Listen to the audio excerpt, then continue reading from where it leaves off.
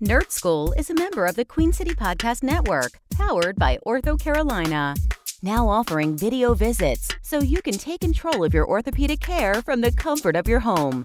Schedule online at orthocarolina.com. Ortho Carolina, you improve. Hey, fellows. It's the first snap of another season. Nerd Skool. Lord have mercy. Hey. I am a super nerd. Oh, my glasses are broken. I am a super nerd. My pocket is contested. I am a super nerd. Excelsior. Nerd? The Nerd Skool Podcast. Starring Andy. My name is Andy, and I am a super, I'm a former entertainment journalist. TBJ. Hi, this is Tiffany. You may hear me be referred to as TBJ. TBJ, y'all. I am what I like to call a surprise nerd. Art Star. My name's Art Star. AKA Dark Star. He's the nerd Gotham City deserves. And yours truly, call me Joe. Okay, now back to Thor. After all. Yes. There's another episode probably. So we left off at the hospital scene. We're still real early. You know, we did some of the Frost At the Giant beginning stuff. of the damn movie? Yes. Not exactly the beginning, because remember, they started, he fell down, they went to the Frost Giant stuff, and they came back. But we're still towards the beginning. He's in the hospital scene, and he's beating up the orderlies, and he has that thing where it says, you're no match for the mighty, and they hit him, and now we know clearly he's mortal now, obviously. And then that hick guy finds the hammer, and then they find the pick of the girls find the cloud with the gavel. They found the cloud with his body form in the sky. They see, how is that possible? And then he gets out of the hospital, and Queen Amidala hits him again with the van. Crossing movies there. Yeah, and then Stan Lee breaks the truck in the hammer party scene. Like they create that whole party out there trying to get the hammer up. Yeah. And that little bit about Stan Lee, like, did I get it? Did it work? Like, that was funny. And great nod to Stan Lee, still alive. Coulson shows up. The whole thing about, we found it. We found something, and I got right away, I got like real suspicious once Coulson showed up, because I'd kind of forgotten everything, and I was like, oh, does he already know about Thor? Is this already played? But we find out later it's all new to them. And then this is when the Dr. Donald Blake name tag I wrote down came in with the boyfriend. They give him the boyfriend's clothes. And they closed up on Dr. Donald Blake. So I was like, that's got to be something. So I wrote it down thinking that's got to be something. I can't wait to find out from you nerds what it is. And you guys already told me in the last episode, what it was right away. We kind of talked about that whole thing, that's his character and how cool. Yeah, like I had no idea it would be that. Yep. I thought it would be like a character or something.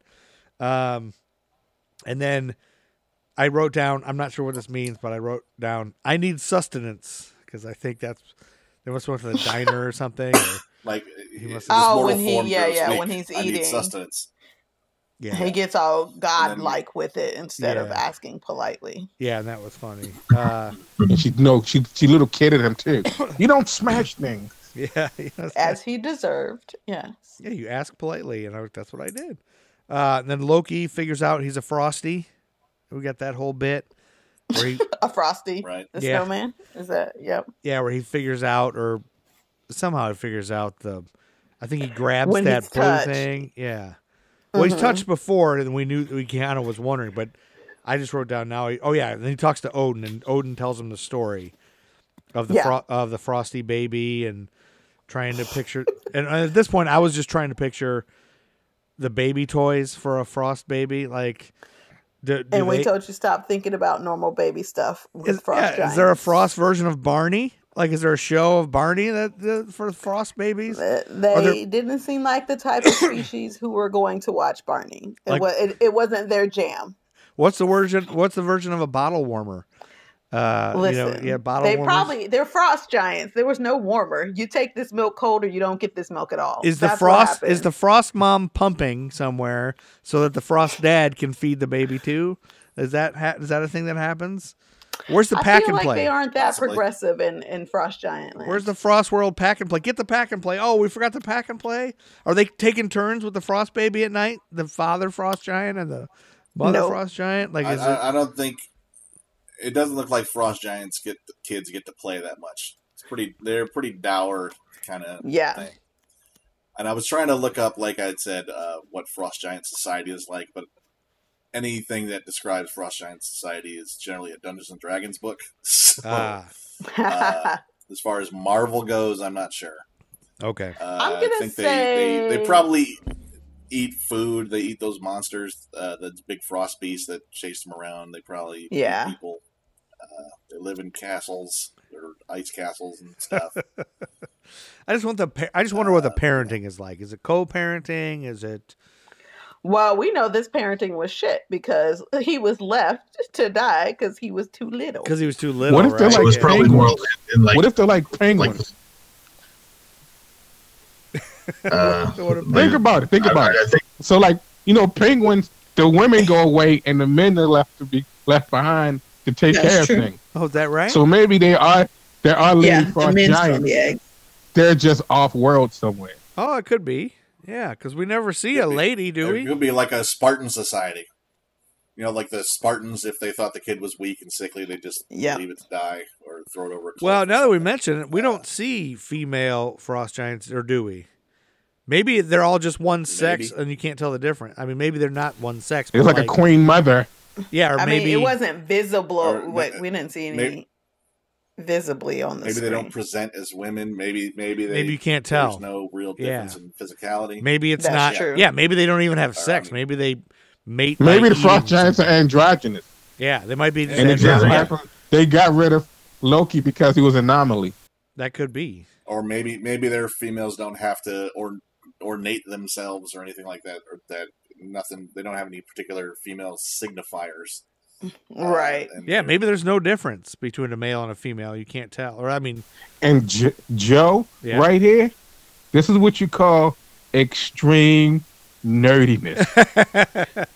This is extreme. And I'm surprised. The weird thing about it is, I'm surprised that Tiffany is allowing this to go on. And is also partaking. I am giving you a moment. I'd rather us talk about frost giants than have the inappropriate stuff you guys get into. So I am allowing this. At least it's not anything. This is almost inappropriate, It's not. That's why I haven't shut you guys down. I haven't said, "Come on, guys." We have a short leash, though, right? When do you see this Darn right. episode? Listen. Yeah. I already know somebody listens to this with their 12-year-old because I ran into someone and they go, "My son agrees with you. Batman could take on Iron Man," going from a past episode. So there are. You know what's weird? It's weird to me is having friends who, like, especially like religious friends, and who may, like, when I'm talking to them, I've always said that and said, like, I'm sort of, I grew up an only boy, so whenever I get a chance to sit there and consider myself some sort of mutant, I always, take advantage of that. But I used to always say that, like, I adapt to people. So it's like, it's not like me changing who I am. But like, let's say if I'm talking to you and you curse like a sailor, just because I'm in close proximity to you and I'm talking to you, I may end up cursing like a sailor. And it's not because like, ooh, I want to be like him. Let me curse like a sailor. It just happens. Adaptive. It's an adaptive. Right. So it's like, I always tell them, like, just to be forewarned, there is a lot of swearing in this podcast. Like, if it's you're going to listen, it's mostly it is. If you're me. going to listen, it is me. If you're going to listen, TBJ, you might want to warn them about episode 8 because that's when I talk about Trapjaw and Mechanic and their. See, that's when I shut you down. The awesome part about that is when I go back and I listen to these things. Yeah. Like, I'm like, man, I can't believe we had this conversation. Like the whole Batman thing. And it was like, I was like, whoa, and I partook of this conversation. Like, well, Hulk's wiener was the last one, so yeah. Sorry. Okay, now I'm gonna drag your leash real quick because we started to go past where I was like, cool, guys. So he wanted sustenance, right? And she said, no more smash. No, we're Frost Giant land. Loki talks to Dad. Yeah, Loki's finding out, and then Odin dies. So we think, he passes out. He doesn't die. I thought he was dead, so I wrote Odin dies. And then back to Thor in the diner, and the locals tell of the satellite, and Thor immediately goes to find it because he knows it's his hammer. And that's the first inkling we see that Black Swan is smitten with Thor. It's pretty clear at this point. Black Swan. Yeah. You're gonna go through all her movie roles before you call her. Sneak them in here and there. Can we get a little Darjeeling Limited? Yeah. So I only did the ones that I was aware of because I was like, I don't know what that is. So I think those are enough. Yeah. Yeah, you'll get the ones that So Shield takes her stuff. Even the iPod, I guess, and Darcy's upset about the iPod. Yeah. Loki is king, and he says no to bringing back Thor, and there's that whole thing. And then we're back to Thor on Earth, and he demands a horse. Give me a horse. Like, he goes into that pet store, and he's like, give me a fastest horse. It's like, we got dogs. That was funny. And then and then Jackie Kennedy takes Thor while he explains everything, and like she takes him and drives him to the hammer thing. Yeah. Meow meow. And then Renee Russo explains to Loki that there is a method of Odin's madness. Every time, yep. Yeah, as we see that Odin is just in a coma, he's not dead, and she kind of explains no, and gives us this kind of back thing like. He's doing this for a reason, and then we all realize, okay, gosh, there's a moral. Minor note: it's not technically a coma; it's the Odin sleep, which is like basically a rejuvenation period that he basically hibernates for long periods of time, periodically. Like they sort of hinted at it in the dialogue. It was like. This came on suddenly this time. Usually he prepares for it and he's ready for it and he lays down and everyone's all set. But now it kind of came on a little more quickly due to the intensity of the argument with Loki. Stress. And so they're a little concerned if it's... Okay. I missed that whole bit. I missed that whole thing. And parents, you can use this to stress your kids out. Be like, see what happens when you stress people out? This is what happens when you stress your parents out. Yeah, they end up having to hibernate for a while. So that's your tipping That's your parenting tip from TBJ. Oh, that's it. A TBJ parenting moment. How do you use the Odin sleep to get your kids down? Yeah, when my kids were little, I would have loved an Odin sleep. You look at that scene. You see what happens. You see what happens when you stress parents out that bad. Yeah. Both his sons stressed him out. Look at it. Look at it. That's all. And this was a nerdy parenting moment from TBJ. Insert some music. It works. Yes. Okay, and then Thor busts through S.H.I.E.L.D. to get to Meow Meow, and then he can't lift it. And then we see Hawkeye, and I was gonna ask. That's the first time we see Hawkeye. Yeah, is this the first time? And is he even Hawkeye yet? Do we even know he's Hawkeye? Does he even have the Hawkeye name? Well, he barely. I think they've only ever actually used the Hawkeye name as, like, I think Black Widow calls him that once as sort of a joke, or like it's probably like a nickname more than a code name. So, but he's working for S.H.I.E.L.D. and it's him when he could grab a gun, but instead he grabs the big bow and arrow and he goes up. Yeah, of course. Right. That's his whole thing: his bows and arrows, and that's all we see of him. Yeah, I didn't remember. I honestly didn't remember that he was in this until he showed up here. I don't think. I mean, I was like, oh my gosh, Hawkeye was in this. I didn't realize. I don't remember being aware of him until later, I think. Well, he's barely in it, and it's a forgettable thing if you're not looking for it. Yeah. Just a little seed they planted. Just a little seed. Yeah, and that's, just again, so, that's what we He's love not getting about his own movie. He's not getting his own movie, so here, let's throw him into Thor. Yeah, same kind of thing. Like, he's a lot like Scarlet Witch in that he's there. Everybody knows who he is. If you're familiar with the comics, you know him. But I will bet you that there's people that have seen all the MCU, they don't read comic books, and they have no idea anything about Hawkeye. They probably don't even know that he's a thing, maybe. I don't know. Yeah, probably not. Like average Joe. This is the phase 1 of the MCU. No one knew who these people were. This is all establishing all these characters who are now part of the cultural zeitgeist. but no one knew any of these guys. But there were like he showed up in Thor, and that was it before the Avengers movie. That's all you saw of Hawkeye. That's all you knew. Yeah. And like Black Widow was in Iron Man 2 and then in the Avengers movie. And nope.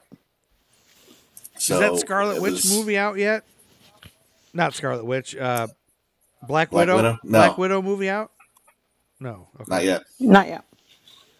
Okay, I feel like for some reason I thought it. Oh, I must have watched a trailer. I felt like it was supposed to come out over a year ago. I know it is. I watched Ghost World. Rewatched that during the pandemic. Oh wow, that's a good movie. That's a comic book movie. Yeah, I didn't know that either. Yeah, I didn't know. Yeah, the graphic novel, Andy. Okay. Still a comic book. Back to the movie. Coulson questions Thor, and Loki appears to taunt Thor and tell him that Mother forbids his return. And Loki comes down and tries to grab Meow Meow, and he can't grab it either. You say taunt. I say he came to outright lie. Yeah. That was a lie. That was a full-blown, outright, jealous brother lie move. Yeah. Loki is a lie. Mm-hmm. He's a whole entire lie. That's his plan. Yeah. He's the 4-dimensional chess player. He's like, all right, I need Thor to never come back. Right. I'm going to convince him to not want to come back. And or accept that he can't come back, so he won't try. Exactly. I'm going to do some Golden Palace ruling. So you don't think, like, we think Loki wants to just stay king, right? Or is he wanting to start a war? Or do we know? Like, he wants? Yeah, I know. We kind of touched on that. He wants the power. Yeah. Yep. He wants the power. He wants the respect. He's always felt overshadowed. Yeah. Mm-hmm. So he wants the fame. He's like in the Avengers. Tony Stark has a great line when he was trying to figure out where Loki went. It's like Loki is a full tilt diva. He wants to beat us. He wants to be seen beating us. Yep. And he wants to build a monument to the sky with his name plastered on it. And then that's when he realizes, oh wait, he's over at my monument to the sky with my name on it. Loki wants he wants the respect of his dad too, because this is we see it in the beginning. So this is really like, I'm gonna do this my damn self. You know those people? Yes. Who are just like, I'll do it myself. Yeah. That's Loki. I'm gonna do it. You're gonna thank me for doing it. I'm gonna be the best. You're welcome. So you don't necessarily think he's evil, TBJ. You just think he's that kind of personality. I think the first time we watched it, I think the first time. You know who he reminds me of? Probably. Kylo. You? Kylo. But he didn't kill his daddy, so I'm not gonna put him in the same category as Kylo. He's trying to get rid of all of his tethers so he can achieve maximum, cool. He didn't manipulate and kill his father. Okay, he was trying to avenge his father. But he's the god of mischief. Yes, that's his thing from way back when. He's the god of mischief. Okay. So he's the god of skullduggery. He's the god of fucking around with people, messing with people, manipulating people. Yep. He's the god of that kind of thing, and that's what he revels in. That's his methodology. Yeah, and so I think he wanted to prove himself worthy. Like all he's heard is Thor is worthy. He's got this hammer. He's the worthiest guy of all time. He's going to be king. Okay. Loki wanted a piece of that. Okay. And I think that him trying to pick that hammer up is that also that moment of, I'm worthy. I should be able to pick up the dang on hammer. And he obviously can't because the hammer isn't meant for him. But I think, Joe, you asked if I thought he was a bad guy.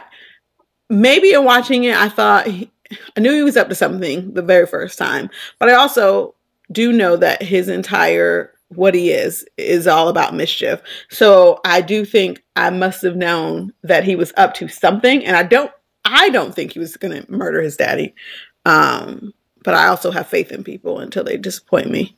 But then again, he was also fine with destroying all of the Frost Giants and completely destroying Jotunheim. So he was fine with murdering all of them. So he is a bad person. He didn't care about them. But he doesn't view himself as a villain so much. Too. Let's fast forward to the series where he does kind of destroy a world. But he gets power drives him. The need for things drive him. So I wouldn't categorize him as evil, but I would say his intentions are never pure. Okay. Right, like Thor wanted to destroy the Frost Giants. He needed to be humbled for that. Oh yeah.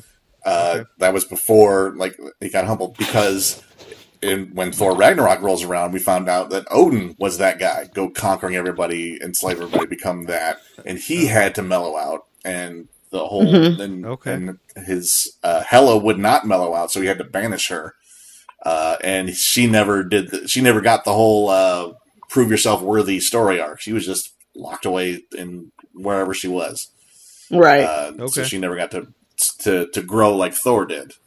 She just stayed all evil and conquering. Okay. And, okay. Cool. So, like, yeah, there's. I wanted to go and call it, like, so there's Asgardian white privilege, I guess, this sort of thing. Yeah. Like, yeah, you can kind of be the conquerors of other realms because they're lesser than, and they have to learn that they're not. In their eyes. Does that make sense? Yeah. I think so. I don't remember any of that you said that Odin did in Ragnarok. I don't know that I saw Ragnarok, so... Well, you'll see it soon. Yeah, I will with you guys. Yeah, so it might be my first foray. I think some of these got, like, so convoluted that I was just like, I need to go back, and then I need to ask questions before I get to the next one. I don't know. Maybe. Ragnarok's the one where, like, he and the Hulk are on another planet with Jeff Goldblum. It's a buddy cop movie. It's what I call Ragnarok. I think it's the buddy cop movie. Once they got ahead of me, like, I saw a lot of them when they came out, and then once they got backed up, I was just like, I'm not going to see that until I see 4 movies ago, and then I don't want to see that until Andy tells me about my questions about this one, and I want to understand it when I see it. So that's why I started this podcast. So I can see these movies. We'll get there. Okay, and then scientist guy, I didn't remember his name. Gets Selvig, Dr. Selvig. I guess it was Selvig. Gets him out by saying he's Don Blake. Oh yeah, he they have him. Shield has him, and he tells them he's Don Blake. And then he takes him to a bar, and then he tries to get him to get lost, and they do Boilermakers.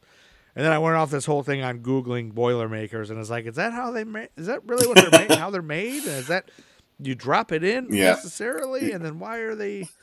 They wouldn't be drinking that. That's like a shot where they're dropping and chugging it. Would they be chugging? People do that. Yeah. I guess this is where Joe is a nerd. Joe is a beer nerd. Yeah. So that's hilarious that Boilermakers are what sent you off on a crazy Google tangent. I need to learn more about beer. He wouldn't do that with the guy. But then I realized he's trying to, at first he's having a drink with him and trying to just say, hey, we'll have a drink and you get out of here.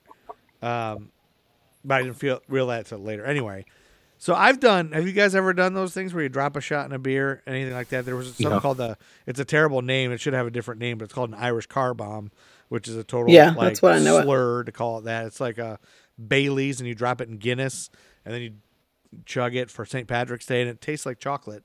It's delicious. I've seen people do it with beer and shots of whiskey. Yeah, and that's what I got hung up on. I had to Google, like, what does that taste like? Does it taste terrible? But you didn't just do an experiment at home. That's when you Bill Nye it, Joe. You should have gone to the grocery store, picked up your supplies. This is kind of a way off topic. But when I was younger, whenever I would go to like a bar and like a little gathering or whatever, I was the type of person I'd order a beer, and let me get some whiskey. So I would actually chase my beer with whiskey. So it was like the coolest thing ever. See, I'm the other way. Like, Joe's face says no, thank you. I'm not. I can't figure out bourbon and whiskey. Like, I'll drink a bourbon beer, and it's not. I don't love it, but I don't hate it. I don't know. That's a whole other thing. And then TBJ, I don't do shots by myself. Like, I feel like I need to be with people to do a shot. I mean, we can't be with you right now. We could have Zoomed. We could have done a Zoom tutorial. Okay. I mean, I don't like beer. Tiffany doesn't like beer, but for the sake of science.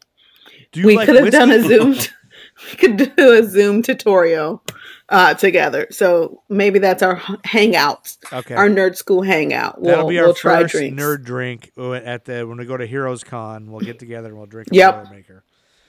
Boom. And we'll just force ourselves to do it. Okay. And then Loki plots with Frosty. And then Idris Elba is suspicious. And yes, because he can't see him. I wrote Turn Up Charlie. I don't know what the TV show. That's a TV show that Idris is in. Oh. I don't think I know that show. Why did I write Turn Up Charlie? You wrote it. I think I was going to ask you about Turn Up Charlie. Is that? Oh, I think I saw. Is that Turn Up Charlie? No, I think it's. Is that Turn Up Charlie or like a turnip Charlie, like he's a vegetable? Turn Up Charlie. No, the show is Turn Up. He's like a DJ. That's right. It's back in his. Cool. That's why I want to bring it up. I saw a preview. I was like, that looks like it's good, and I was going to ask if did anyone see it, or is it even out yet? I've seen like 2 episodes of it. Is it good? Is it cool, or is it? I liked what I saw, but I have a hard time watching TV shows. Okay. It's one of those things, like how you said earlier, how it's something that you want to see, but you also got something else, so it gets relegated to like, I'll get to it when I get to it kind of thing. It's like my Netflix queue is full of stuff. Yeah. Right? But it is, it's charming because, I mean, British comedies have it right in so many ways. Yeah. Yeah. Right. They have it right in a lot of ways in how they do He things. was, I didn't know he had this whole career, a music career. I didn't know he was a rapper and a DJ. Yeah. And all this stuff. Like, I had no idea. Like, I kind of got goosebumps thinking, like, oh my, he's like an established guy. I think he's won a Grammy. Like, he's. Yeah. Well, I mean, a lot of his work, I mean, we all know him from The Wire. Did you watch Game of Thrones? I'd watch Game of Thrones. Was he in that? No, but Grey Worm. Grey Worm in Game of Thrones? Oh, yeah. I like Grey Worm. He has a big music career in England. Really? So like a lot of these actors and actresses from across the pond, like before they come in, before we get to see them, they've already established themselves. Yeah, I had no idea. Cool, that newcomer is awesome. Had a whole career. He was not a newcomer in his native land before he showed up over here. Yeah, over here. And made us all swoon. Well, and you guys knew him from The Wire. I know that Art's talked about The Wire several episodes. And I don't think I've even heard of The Wire. Like, maybe I did. I don't know. I don't know how that is. I've heard it. I've never seen it. If you go back and watch a preview or two, it's gonna ring a bell. Really? I mean, before Dominic West is in there. Another Brit's in it. Dominic West is in there. Yeah. Brit, like it's I can almost promise you'll remember. It ran for a while too, but you'll remember. Like if you watch a preview of it, you'll go, "Oh, really? Did you guys love The Wire? Is it good?" I didn't watch the whole thing. Really? I mean, I always tell people it's a lot worse than what you see on The Wire. That's what I always say. It's a lot worse than what you see. Yeah, on The Wire. Okay, a lot worse. Is that a British? Gotten even worse. Is that a British show? Mm-hmm. No, it's an American show, but it's about Baltimore police cop. Oh, that's right. You know, it's about Baltimore. Baltimore police cops. Police cops. Oh God! It's the new show, Baltimore Police Cops. Coming to Netflix in May. I forget that you're from Baltimore. That's right. Yeah. Yeah. Be more. But no, I think. Yeah, so your reference there is right. You might have saw it. It's a Netflix show, so you might have saw it in your Netflix queue. Yeah, maybe I'll just watch and it. thought, huh. Yeah, okay. I think it's cute. Yeah, I bet you'll like it. It's Wait, are we talking about The Wire? I think I've heard about it. It's amazing. No, Turn Up Charlie. The Wire. I'm talking about both. Talking about The Wire. You guys talking about Turn Up Charlie. Turn Up Charlie is cute. The Wire. Everyone who watch, it's just not my genre, but everyone I know who's watched that genre. Gritty. Yes, it's very gritty. Everyone I know who's watched it has loved it. Okay. I know. I'm one of those, like, you know what's happening. You pay attention to the episodes because everyone around you is talking about them without you actually watching it. So he doesn't play a British guy in that. He plays a Baltimore guy? In The Wire? Yeah. No one on this side of the pond knew he was British for a very long time. Okay. Like, between The Wire and his first couple of movies, none of us hadn't any idea until he would do press junkets. Okay. Which he did more with movies. And I think that's the first time I was like, wait, hold on. Luther's good as well. Yeah, Luther is good. Now, so Idris is... Yeah, because he's a good... So basically, cool. He is king. Idris is king. Well, he can get it. I won't go that far. Heimdall is such a badass. Like He can get just it. his work in this movie alone just makes me want to see more Idris Elba stuff because he's such a badass, cool character. As you should want. See all the Idris things. What also makes it a cool role is just like I want to like he has like, and whenever you see him, it's always like for a brief moment, but he still commands this like because when he's in that scene, it makes you like, oh wow, he was in this, and he really did that. Well, like you have someone like, oh, I forgot that person was in it. Like even if you watch like, okay, Heimdall was pretty, like you say, badass in this. But it's like it's not like he's constantly in it. I want a Heimdall movie. When he does show up, he's in it. Yeah, he's cool. Yeah, I agree with that. And then we saw Thor. Thor brings back the drunk scientist and explains Asgard to Ashton Kutcher's friend with benefits. You get that one? Yeah, I remember that. Remember that movie? Yeah, I watched it. Yeah. And then Heimdall. You did watch it? Yeah. Oh, okay. You're the only person I think I've ever met that watched that movie. Was it good? I love rom-coms. Okay. Yes. And she declares emphatically. I do love a rom-com. I'm not ashamed to love a rom-com. Ryan Reynolds has been in a couple of good rom-coms. Yeah, I love a rom-com. And then Heimdall accidentally, I'm doing air quotes, lets Thor's buddies go to Earth where Thor has become a better man, evidenced by him serving breakfast. We now get the hints that, he's learning, he's being better. He's serving the breakfast rather than throwing He's thinking about others. Yeah, he's caring about the girls or the family or the everybody, I guess. I guess they're not a family. And then Loki, then I wrote that Loki decides to send Tranzor Z to destroy everything. Tranzor Z, that's a reference. Tranzor Z. Tranzor Z was the American name for Manzinger Z, which was a Japanese anime series that was imported over to America in the 1980s and to capitalize on the giant robot craze, including Transformers and Voltron. Full nerd moment from Andy. Yeah, that's right. Tranzor Z. I loved Tranzor Z. Like he had rocket punches. He had like a missile that came out of his chest. There's a little ship that landed into his head and became his brain. Imagine being a nerd kid watching Aphrodite. We loved Aphrodite, yes. Aphrodite was the lady robot who shot boob missiles. Yeah. Because Japan. So right. Sometimes I just throw out little nerd bits that I know will turn into a whole thing. So that was one of them, to just like let them show off their nerd beauty. And, I like barely know Tranzor Z, but I didn't expect that much nerd. Yeah, I was gonna say I doubted you remembered that was Tranzor Z. Yeah, I watched it all the time. I remembered it as a cartoon as a kid. That's all I knew about. It was like, or it was a show. It was a you gave me a giant robot. Yeah. Give me a giant robot or a giant monster, and I'm happy. Yeah. Boom. Andy loved Voltron. I don't know why. I don't know what it is. I love Godzilla. The art style was so amazing. Like that and Speed Racer, the art style in those, and Lupin the third. Some of these 60s and 70s anime, like it was simplistic, but then you still got a lot of emotion. I mean, even like your comics from like the 60s and 70s. They wasn't highly stylized, but you still, just on a page, the characters seem to just pop off of it. You know, like that's what I get from watching. Like Tranzor Z, it's one of those things. it's probably, I was gonna think, it's probably also dating us that we know what Tranzor Z is. Yeah. So if we have any young listeners, it's not dating me because I'm fairly young. You're welcome. You're still the young one on this. You're the baby on this. Yeah, I'm the baby for sure, guys. Yes, still got the young swagger.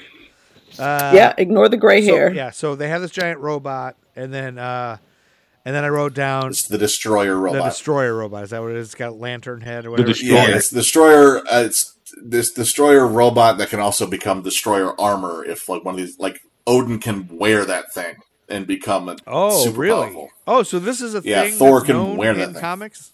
Yeah. Yeah, it's the Destroyer. It's like you remember we saw him earlier in the movie too. Yeah, he fried the Frost Giant that was trying to steal the casket of ancient winters that Loki kind of set up to try to spoil Thor's coronation. Oh, do you remember that, Joe? And like the closet opened and the Destroyer just vaporized the guy. Oh, yeah. I had no idea. I think I missed that bit. So, well, thank you for sharing. Yeah.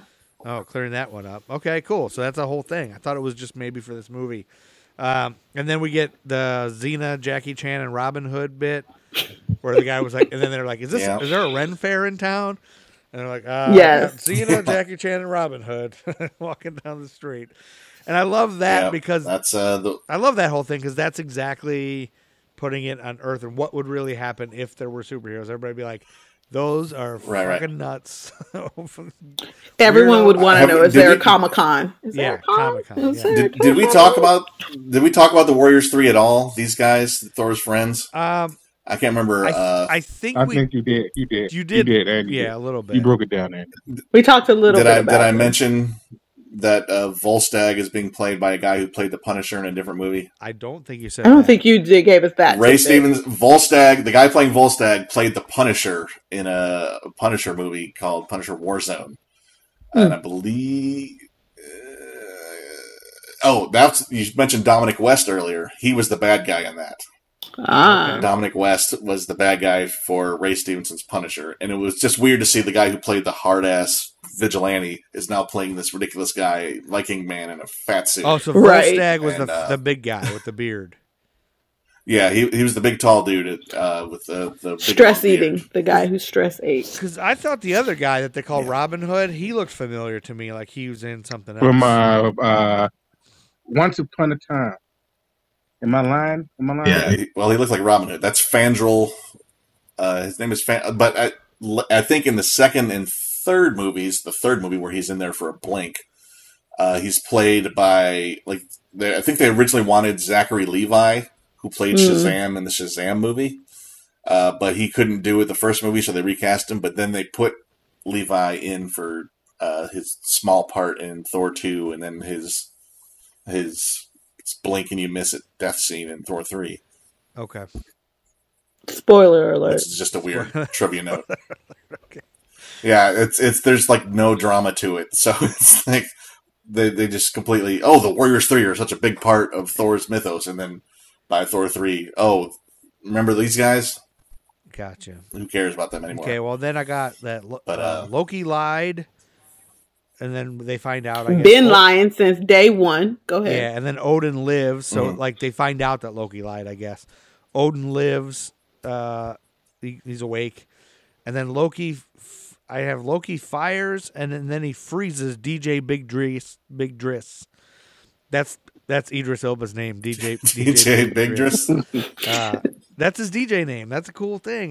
Yeah. So he fires him. He says, "Oh, you're not gatekeeper or whatever," and then he freezes him. And then that's when the big robot lantern face shows up, which you guys talked about as being Destroyer. And somebody made the comment that, is this one of Stark's guys? Is this one of Stark's things? It was like, I don't know. Stark never tells me that anything. Was Coulson. Yeah, that's my. No, that was Sitwell. Yeah. Sitwell said that to Coulson. Yeah, Coulson, like he never tells me anything. I thought that was a great way to explain that whole thing and do that as a little cute little bit to tie that in. A little tie-in. Mm-hmm. Yeah. And I made this little note. So this is the first movie I watched because for Christmas my in-laws bought me a sound bar and a woofer for my TV, and I've never really watched TV with a sound bar and a woofer before, and so I turned it up to 100, and this mass destruction scene was awesome with this sound bar. I can't tell you how great the sound is when your whole house is rumbling while you're watching a Marvel movie. So I'm so excited to watch. So you were like in the Marvel movie, essentially. Really, I gotta say, I mean, he's been telling me for 5 years. He bought it his 5 years ago. He's like, "You got to do this. You got to do this." And I was like, "Well, I don't really care. At the time, I was working all the time. Like, I never really watched TV anyway. Yeah. Now that I'm home, it's a perfect time. Yeah. So now it's a perfect time. So anyway, this was a great thing. And then I have that defeats Asgard buds. Oh yeah, the robot the destroyer kills all those guys, and then Thor sacrifices himself. Odin cries. Meow Meow flies to him for a tornado fight. So that whole thing, like the tornado picks him up and they fight. The tear comes down, and he proves himself worthy when he is willing to sacrifice himself, right, for so the that's humans. Like what? Yeah, because he knows he can't win, but then it comes to him. And the tornado. He makes a tornado. When he prioritizes saving lives and sacrificing himself for. So I have a question. Glory. Yeah, I have a question for Tiffany. Right.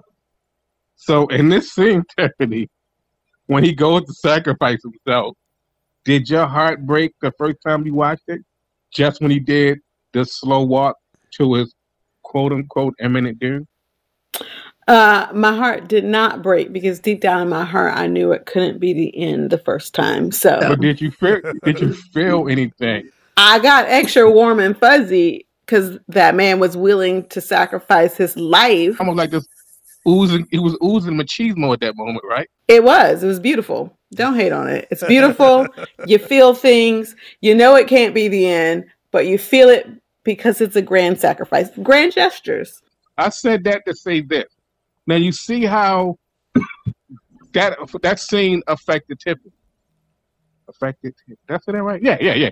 So if we take that same kind of premise, the way they apply that to quote unquote geeky nerdy movies, when we see Transformers, whenever they do it with like Megan Fox, for example, when they do the whole slow mo when she's about to do something kind of thing, it's like I guess they like as dudes, I guess we're supposed to feel like, oh, look at this hot chick running.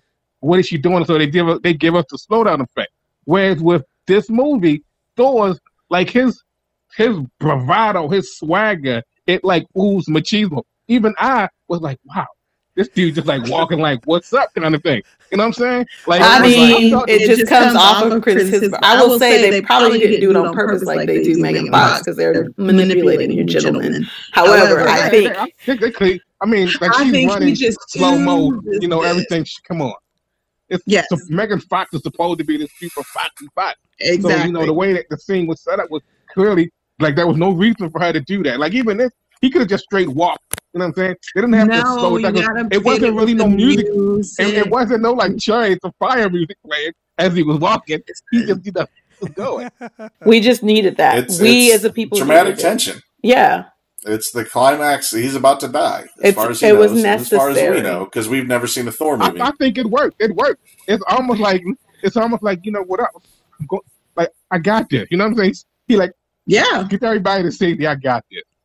You know, it worked. Yeah, that works, beautiful. And it doesn't work in the Transformers movie because Michael Bay is gross, and it's done grossly. In my right, exactly. So what we learned is there is a tasteful way for us to ooze beautifulness, in a big movie without being gross. Yeah, I feel like they really showed Thor off a lot. Like we see a lot of his body and pecs and sexiness and whatever, and wonderfully so. I mean, it had me and Art questioning our sexuality, right? Yeah, as it should. It's Chris Hemsworth. And I wrote down. Listen, I get it. I love that Thor calls Coulson son of Cole, Yes. and he says, "I have to debrief you. Don't go." That was funny. Yeah, it takes Jane to the bridge, as we talked about. I wrote down here, I kind of want to discuss this a little bit. I think we may have already covered this whole thing, but this is where I wanted to ask, is Natalie Portman a good choice?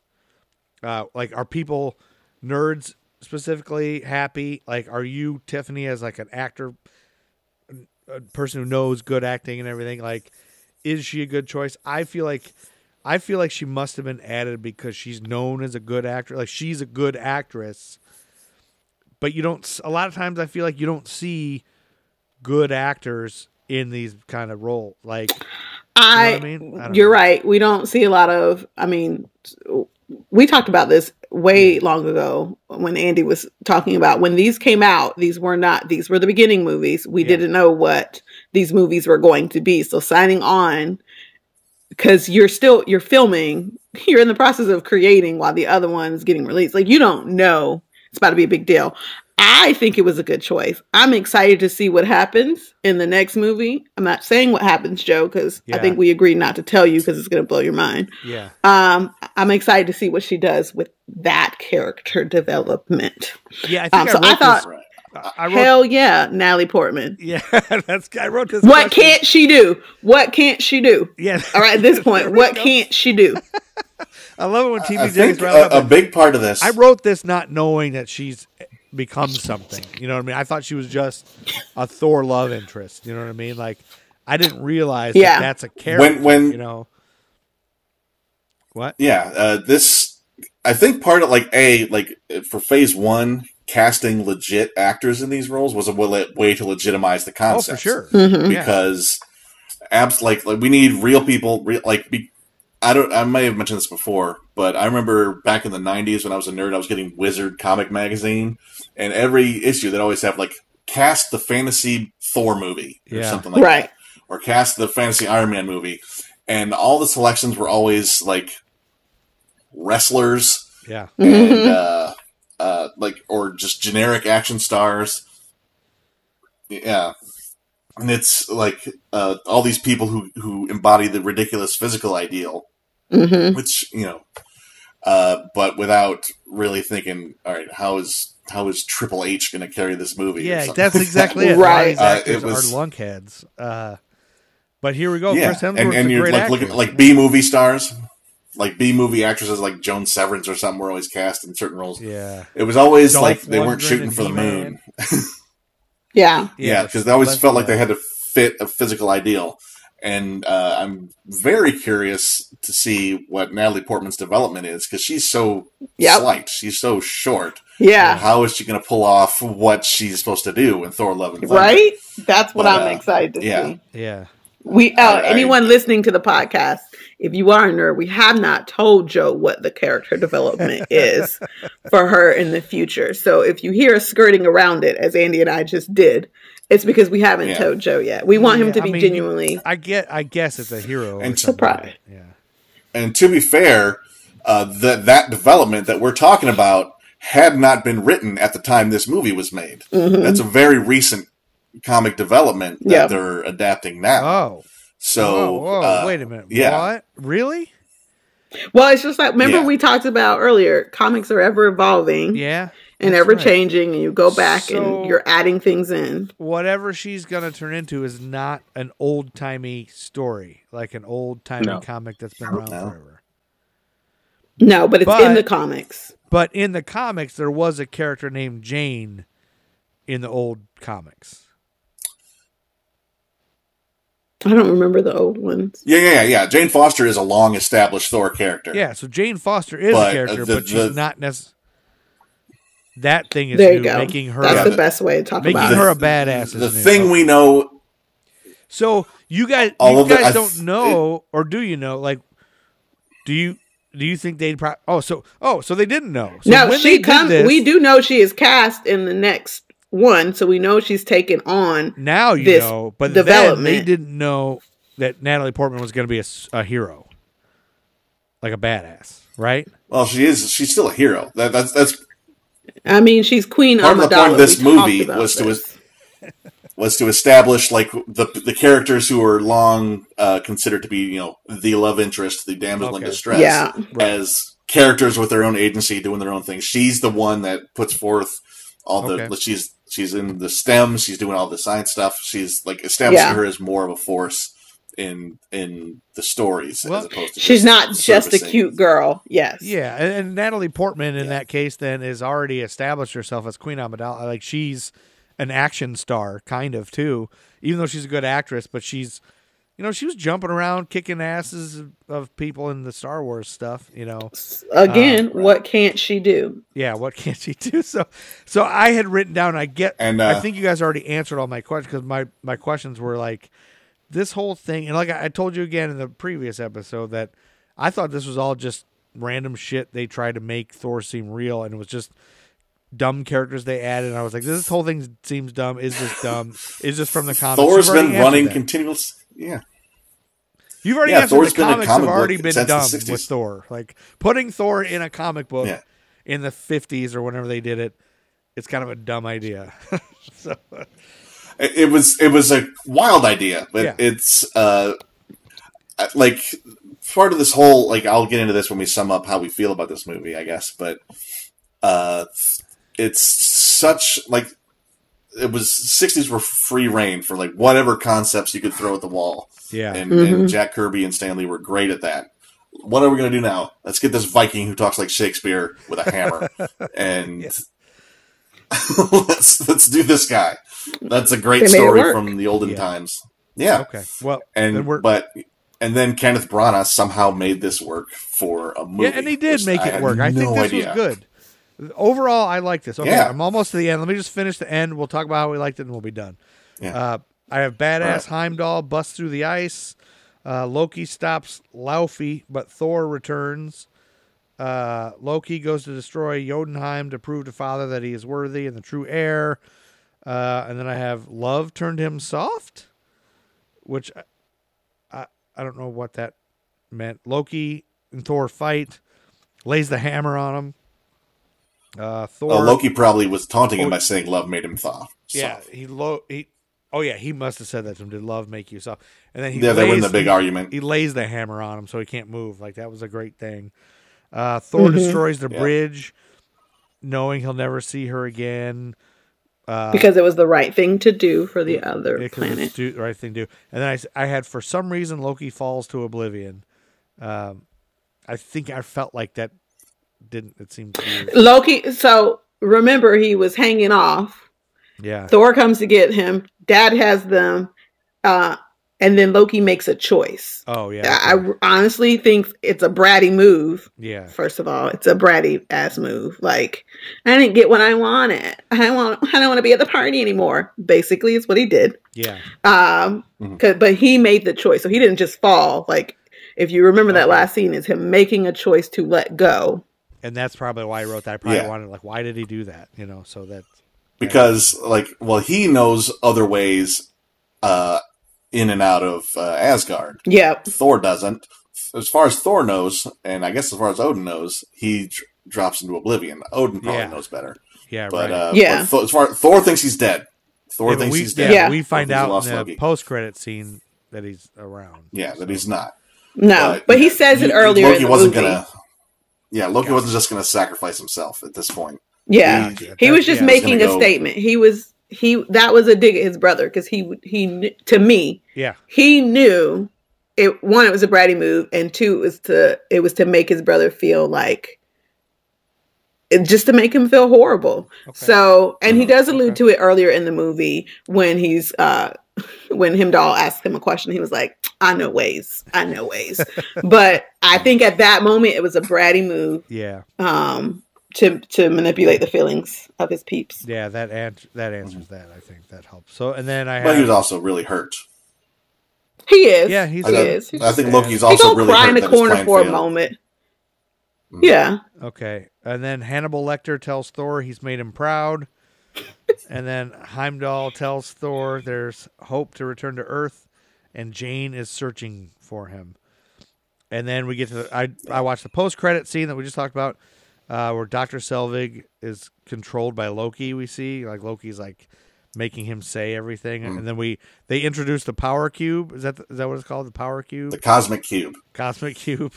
It's called the Tesseract in the films, but we haven't heard that yet. This is the first time we've seen this, and in the comics, it was the cosmic cube. Yeah. Okay. And that's always there's always we learn more about that. You introduce something like that everyone wants, and that's like a good. You get 8 movies out of that, in a Dungeons and Dragons game. Right. It's the Tesseract, which is actually the space gem. It was within it because it opens the doorways. It's one of the gems on his glove, right? Yeah. But we don't know that for another. We don't know 4 movies or so. And then this is where in Disney Plus they have the deleted scenes, and then they have the Marvel one shot. So apparently it was on this DVD. And this is where, so I watched this Marvel one shot, and we've already talked about it several times on other episodes because you guys were explaining the Hulk thing, and this kind of ties the Hulk. And so this is where they talk about Abomination at the diner, and It's called The Consultant, and Jane sad is what I wrote. So, or they end up with Jane being sad, I guess. But yeah. So one more time, I know we've talked about this, but maybe people have missed that episode. Explain to us this was fixing the one after the Hulk. So one after the Hulk, they probably thought something else was going to happen, right? And so this explained what happened on Abomination, and then it corrected what happened between Tony Stark and Ross, right? That's why they did this? Crap, I can't remember because it's been a while since... refer to our previous conversation where we explained this. It was more of a... it was that we thought after... Go ahead. No, you go ahead. Go. There's only one time I'm gonna be real nice to you. And let you go first. So I suggest you take it. Well, I'm okay with missing a moment. What you guys said on a previous episode was that, there was a previous post-credit scene where Tony goes into the bar and says, "We got big things cooking" or whatever, and he never ends up doing that with Ross. So this one is them explaining. What happened to Abomination, and then it made it seem like that partnership was coming next, and we would have gotten the next movie, which wasn't Thor, in that last scene. So this is telling us why the other Iron Man didn't come. Yeah, yet. This was them kind of saying, "Oh, we just told Stark to talk to Ross, or we sent." Well, it's not. No, they sent Stark because they knew the exchange between him and Ross would go wrong. Because of Tony's ego and his personality. They purposely sent Stark in there because they knew Stark was going to, I don't want to say screw it up, but Stark was going to get them the effect that they needed. Okay. Like the government wanted to put Abomination into the Avenger Initiative or some shit, and then they sent Stark in to discourage that. Right. Something like that. And we haven't seen hide nor hair of the Abomination, except apparently he will be showing up in the Marvel, the Disney Plus She-Hulk series that's in development now. Ooh, who's playing She-Hulk? You'll have to wait and see. Tatiana Maslany. I was going to let him hang, and you're like, "We'll tell him." Who? I don't think he knows who that is. Oh, yeah, I don't. She plays like 40 characters in a... Oh, wait a minute. No. I was thinking of... Joe, as we were just now, I was thinking, like, we all have our quote-unquote nerd identities. But I won't even say at the end of this. Yeah. As you grow in this, you will, like, you're going to end up, acquiring a moniker, which I am going to give to you now. but he just decided. You won't automatically have this moniker. You know what I'm saying? Like, Tiffany's surprise nerd. Andy is just the Omega level nerd, and I'm like the kind I like how we grow Andy's role each week. But you're quiet in general. But Joe, you are the pop nerd because you I can see that. Because you end up taking, like the character, and then you don't call them their actual name. You reference their other character roles or the whole like. Well, why can't they just play it again? So you will become. That's because he's obsessed with the actors staying in the same role for their entire career. Yeah, that's my way to sneak it in fast before Tiffany tells me to stop. So it'll never happen. I'm excited about a She-Hulk movie because I don't think I've ever told anybody this, but when I was a kid, we had, I think it was that giant comic book we had that had. It was like Hulk and Spider-Man or something, but there was like a She-Hulk in there, and I was in love with her. Like I was so in love. Is that the one? Oh, look at you! Is that the one with She-Hulk in it? No, this is. But this is when Betty Ross gets transformed into the giant green bird woman named the Harpy. Oh, maybe I'm confusing things, but. She looks kind of like the She-Hulk. For our audience at home, if we're still listening to this, Andy is showing us a comic book. Yes, Andy was showing. Maybe it was that. Your problem is that at one point, Betty is naked in there. Maybe that's why I had a crush on her. Yeah, that's what I thought it was. Is it really a crush? Are we going to call it a crush? Or it's a childhood. It's an exploration. Okay. But I always thought She-Hulk was super hot. I was in love with She-Hulk. So, but maybe not. Maybe that's not She-Hulk. No, that's the harpy. Oh, well, crap. My whole idea of what I thought I liked is all gone now. I like green women, okay? I'm into green women. Somebody should tell your wife this. Well, you should watch Star Trek then. Okay. Or Wicked Green over women. and over again. Or Wicked. Yeah, You can see Wicked. Yeah. Yeah. All right. Well, you got it. I don't know. She-Hulk was cool because she was tough and badass. Anyway, I think that. Yeah. Now we gotta go around. Did everybody like Thor? What do you give it out of 5 stars? Is our rating a 5-star system? I don't even remember the system. Our rating is a 5-star. I'm glad you guys remembered. Because I remember doing the whole giving it something and saying I had to give it this because later on movies that come out and I know it's so hard to judge. Yeah. Whoa. Because it gets so much better. Whoa. Right. Time. It's so hard to judge them because it gets so much better. But I really like this movie. I'm not going to give it a hard 5. I have a hard time giving anything a hard 5 in the beginning. The fact that he even thought about a hard 5 with this movie. I'm not going to give it a hard 5. Well, I thought about it because Chris Hemsworth, okay, and Idris Elba. That's why I thought about it, okay. Some hot guys. If we're just gonna go on those. So basically, they each gave the movie an extra 2 points. They each were a whole 5. Like that's a 10. It's a 10 out of 10. So I'm gonna say 3.5. Okay. That's about where I'd put it. 3.5. I was just like the way Thor was in the comics for me was like an occasionally fun guest star, but like never one I was really super interested in reading about because I was never super into fantasy and the whole sword and sorcery thing. So I went seeing just how the hell are they going to turn this ridiculous Viking hammer man into a movie character that people will not just go, this is dumb. Right. And they did it. And I was surprised. And they made it him relatable. They made him funny. Yeah, they made him a lot. They brought in all of the comic book juice without and took it seriously enough to buy it. Yeah. And, and it was like a pretty cool thing. Like, but this is also not when I say I want to watch a Marvel movie.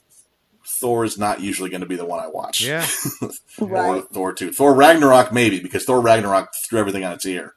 But, it's, this, I was glad it existed. It served its purpose. It did a good job doing it. Yeah.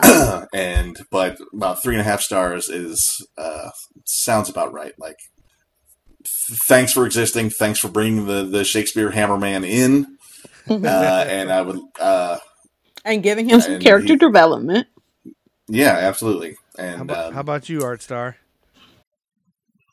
So, I rate this going in knowing like I can't rate this based upon not seeing the rest of the other movies because I have, and I know what they fit along already in my rating system. And I'm going to get a lot of guff, especially from the teach. Especially from the teach. You're going to go low. I know it. Go for it. I'm not necessarily going low. Because, I mean, 50% is still good. Right? Half of something is still good. But, you know, before we even started this podcast, on this episode, on Thor, before we started the podcast on Thor, in my head, off top, it was going to be a 2. It was going to be a 2. But during the walkthrough and then us discussing it, you know, it gave it a little bump. So I'm going to go Star Search on this one. I'm going to give it 2 3/4 stars out of 5. Only because I guess that's know. better than your 2. It's better than 2.5. Exactly. Yeah. See, but we all know what the rest of them look like, which is why it's harder to give it a high score. Yeah. But I am trying to score it based on where it was at the time. But for me, it's hard to give it on the where it was because even if I had not seen the other ones yet, when this movie came out, when I saw this, excuse me, I have to say this. When I saw this piece of shit, I was like, I did not have to see this. And like I literally had a discussion with a friend of mine a few days ago when I was telling him about, the podcast or whatever. Yeah. And like he's not a nerd by the means, but he watches movies. And he thought this was a great movie. And it was a good movie. And like to him, this was like it was a great movie. And I was like, and it's not even just knowing comic books or knowing the story, just watching it. It's like one of those things where they would still S.H.I.E.L.D. was still crossing over kind of sort of around the time of this movie. And it was like I liked the episode about, that S.H.I.E.L.D. dealt with better than I did actually watching the movie. Like I literally left the theater being like, I could have seen this on DVD. And You're such a buzzkill. I swear, whoever. Okay, I'm gonna, for the person who may have been talking to Art Star when he told you, don't listen to him. Okay, he's a buzzkill. He likes people who murder their fathers and show no remorse. So do not listen to him. Whoever you are, TBJ and Andy, give it a solid 3.5. It was a good movie. Nor do I condone patricide. Okay. Tiffany is giving Art Star a side eye. I love it. That's great. We're gonna the further along we get into this, I mean, we're gonna come across times where you guys are going, especially Tej. She's gonna be like, I can't believe he rated this so high. Oh, I can believe it. I'm just side eyeing you, but I can believe it. In my heart of hearts, I feel like if Idris and the Hemsworth guy wasn't in this, he probably would have gave it a 2.5. Come on. We don't know because they were in this, and that's what we're basing it on. Wait, but I like how you came for me. Andy gave it the same score, and Andy was not here for Hemsworth or Idris. Like that's not why he was watching it. So listen. Andy's 3.5 is different than your 3.5. No, I said when we started talking about this, I love the way they told this story. That you didn't have to be into Thor or the comic books. It was a good movie for everyone to watch. Even if I take out your affinity for the Hemsworth people and the Alba. Mm-hmm. One of the Hemsworth. They're all gorgeous. Go ahead. Right. Yeah, exactly. That's why I said so it didn't make a difference what Hemsworth dude it was. That's why I said Hemsworth dude. But either way, your 3.5, like Joe might give this 3.5. Joe's 3.5. Yeah, I'll say I agree. I'm feeling really what Art's putting down a lot of this because I think I felt the same way when I started watching this one. I was like, this is the one I wasn't looking forward to really watching. And I was thinking, I forgot as soon as those two girls show up in that science truck or whatever, the two girls in one cup or whatever. And I was just like, and again, remember, I didn't know yet. You guys hadn't taught me that Jane is a character. I thought that was all added. My initial thing was like, and I paused it and I came back to it later because I was like, this is the one I'm not that excited about. But then when I finished it, I had forgotten that this is when S.H.I.E.L.D. comes in and does all that. And I forgot about Idris Elba being a badass and Hemsworth. And like when you add Hawkeye, that whole thing, like when you add all these little elements, it starts building a thing, and then hindsight, when you guys told me that Jane is a character, and then give me hope that she's going to be something cool. Now I'm getting like my nipples are getting excited, and so I'm curious. So what's your score, Joe? What's your score? So I think I'm going to give it. So I was with Art, like I was thinking 2 going in, like. When I first started watching the movie, once I watched it, it was like going up and up. And then when we rehashed it, all the funny stuff was so funny and cool. Like when he smashes the thing and he's like, that little bit was so funny that I'm giving it a 3. Okay. So I'm kind of in between Art. Well, still not 3.5. But also, so all right. I think there's something to that. I want to know. I've now seen all this other shit too. Like all these other movies kicked so much ass. So yeah. I want to know what did you think Thor was before this movie? Before you saw any of these Marvel movies, what was your concept of Thor? Well, I kind of knew about him being this god that I remember some of the old comics where he was like "thou, thy, thus" and Shakespearean. So I kind of was like, this movie's gonna be dumb because how are they gonna make this real. And even when they made it, they did a great job. Even when they are in Asgard, I'm like, ugh. Like, ugh. I don't know. Like, I don't want to watch an Asgard movie. Like, I'm not a big Dungeons and Dragons type of guy. I'm not a Ren Fair type of thing. Like, it all just like, ugh. And I can't believe I like Game of Thrones. Like, my wife was trying to get me to watch it. I was like, no thanks. So I thought it was gonna suck. But when it gets to Earth, then I thought it would suck too, because then I thought it was like He-Man. Like when they made that Dolph Lundgren He-Man movie, they put him on Earth for some fucking dumb reason. I was like, I thought it was gonna be like that. But again, when we rehashed it, all the fun stuff, like when he's drunk in the bar and he puts the guy on his shoulder and all that, like that was funny and fun. And I can't tell you how much I loved that scene. I almost watched it twice. When he smashes the mug, it's like, another. And then she's like, ask nicely. I just did. That was very great. Like, that was really great. And I know this movie. Oh, go ahead.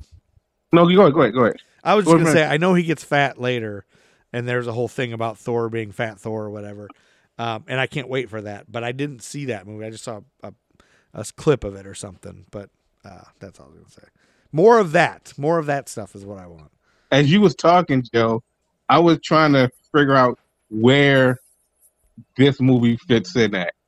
And like, I feel like this is one of those movies that another 10, 15 years from now, especially once we're further along in the phases or wherever this whole Marvel thing is going, this Thor movie is going to be one of those kind of like cult classic kind of things. Yeah. Where it's like, I'm not saying it's a bad movie, but it's one of those movies where it's like people are going to love watching it, and they're going to be those, myself included, who's like, I don't see why you guys keep watching this movie.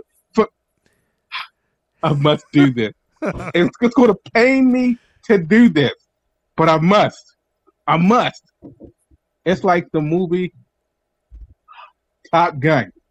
Why did you even have to bring Top Gun in this conversation? Let me finish. Now, I will say Top Gun is a good movie. Tom Cruise is just dumb, but whatever. There are plenty of people who feel like Top Gun is kind of sort of like a bad movie, but it's like Weird Science or a lot of movies that came out in '85.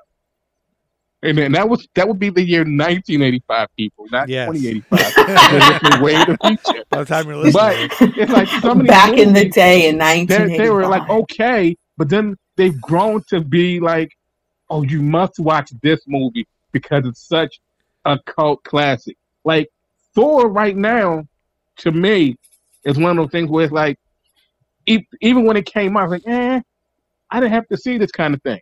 Where like, let's say 15 years from now, whatever digital media we're consuming or something on, I may end up having Thor in my collection just because of the must I have this, because Thor was a cult classic. I remember back in 2021, we was doing a podcast and Tiffany loved Thor. She gave it 3.5 stars, and there was this whole debate.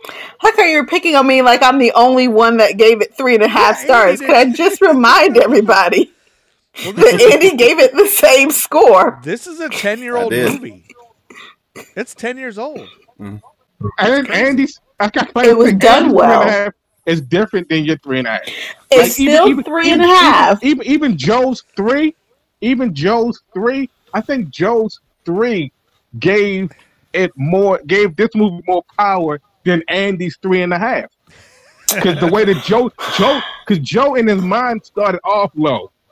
So up to 3. Let me just say, ladies and gentlemen, Art Star has proven himself to be a hater.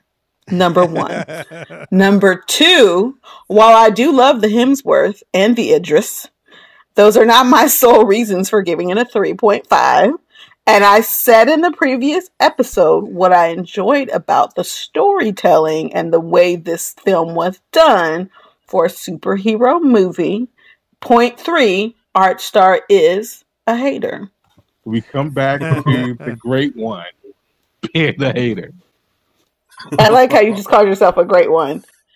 Wrap us up, Joe, because we're gonna fight all night if you don't wrap us up. Yeah, we got to wrap this up because it's fine. I could watch them argue all day. So, but we got to end. I gotta now. eat. It's gonna get worse. Thank you guys for listening. Please rate, review, and subscribe. We're now on Google Podcasts and iTunes and Spotify, Apple. Rate. Yeah, everywhere. Wherever you listen to your podcast. Tell your friends. Tell your nerd friends about us. And, Podcast Republic. Yeah, I apologize about the bad words. We'll try to keep those to a minimum. But so we can be family friendly. But it's time to nerd out. We'll be back soon in your podcast apps with a new movie. Captain America: The First Avenger is the next one. Yeah, that's the next one. Yeah, we're gonna finish phase 1 and then we're gonna foray into some other things. But thanks for listening, everybody. Thanks, Art. Thanks, TBJ, and thanks, Andy.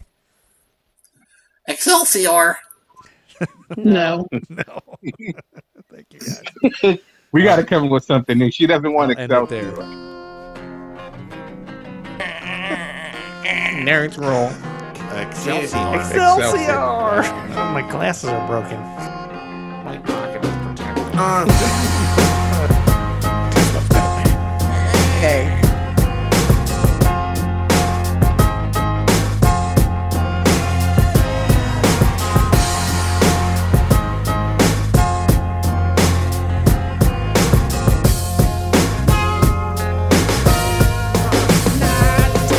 Say I can't rap about the president no more, but evidently they don't see we in the streets still poor.